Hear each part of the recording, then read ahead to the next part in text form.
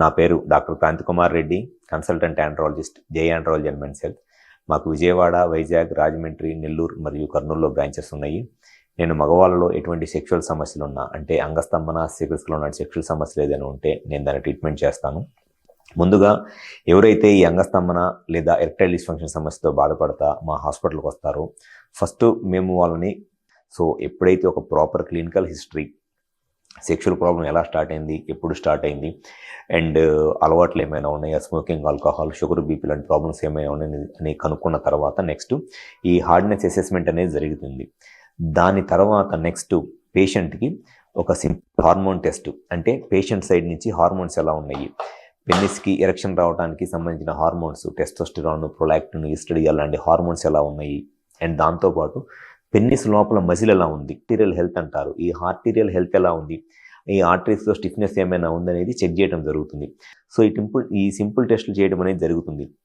Once ఈ టెస్టులన్నీ చేసి proper clinical history తీసుకున్న తర్వాత మనకి కంప్లీట్గా పేషెంట్ సైడ్ నుంచి ఎరెక్షన్ అసలు ఏ గ్రేడ్లో ఉంది, అది ఏ రీజన్ వల్ల వస్తుంది, అండ్ దానికి ఎంత డోస్ ట్రీట్మెంట్ ఇవ్వాలి, అండ్ దాని రిజల్ట్స్ ఎలా ఉంటాయి అనేది ఒక ఐడియా వస్తుంది. మోస్ట్ ఆఫ్ ద పేషెంట్స్లో ఏదైనా హార్మోన్స్లో ప్రాబ్లం కానివ్వండి, లేకపోతే పెన్నిస్కి సంబంధించిన మజిల్లోనే ప్రాబ్లం ఉంటుంది. వాళ్ళకి మనం సింపుల్ మెడికేషన్ పెట్టేసి ఒక 1 మంత్ మెడిసిన్ వాడుకుంటాండి అని చెప్తాము. ఆల్మోస్ట్ 100లో ఒక 75 to 80% ఆఫ్ ద పేషెంట్స్కి ఈ సింపుల్ మెడికేషన్స్తోనే వాళ్ళ ప్రాబ్లం క్లియర్ అయిపోయింది. 1 మంత్ మెడిసిన్స్ వాడుకున్న ఎవరిలో అయితే ప్రాబ్లం క్లియర్ అవ్వలేదు అటువంటి వాళ్ళు నెక్స్ట్ టైం వచ్చినప్పుడు ఫినైల్ లోపల టెస్ట్ అనేది చేస్తాము.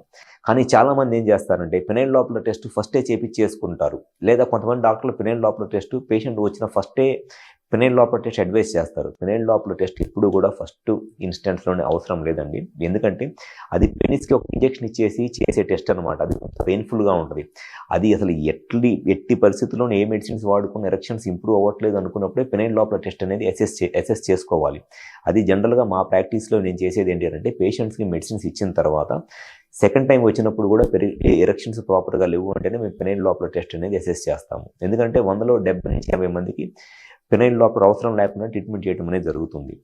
ఎవరిలో అయితే సెక్షువల్గా ఈ అంగస్తంభన సమస్యతో బాధపడతాం, సెక్షువల్గా ఇబ్బంది పడుతున్నారు, మీ సైడ్ నుంచి అసలు ఈ ప్రాబ్లం రావడానికి కరెక్ట్గా రీజన్ ఏంటి, అండ్ అది ఏ స్టేజ్లో ఉంది, అది ఏ కారణం వల్ల ఉంది అనేది మీరు కరెక్ట్గా అసెస్ చేసుకోవాలి. అండ్ మీరు ప్రాబ్లంకి రీజన్ తెలుసుకొని దానికి కరెక్ట్గా సొల్యూషన్ కావాలి అనుకుంటే ఒకసారి మా హాస్పిటల్కి వచ్చి కన్సల్ట్ అవ్వండి. మాకు విజయవాడ, వైజాగ్, రాజమండ్రి, నెల్లూరు మరియు కర్నూలులో బ్రాంచెస్ ఉన్నాయి.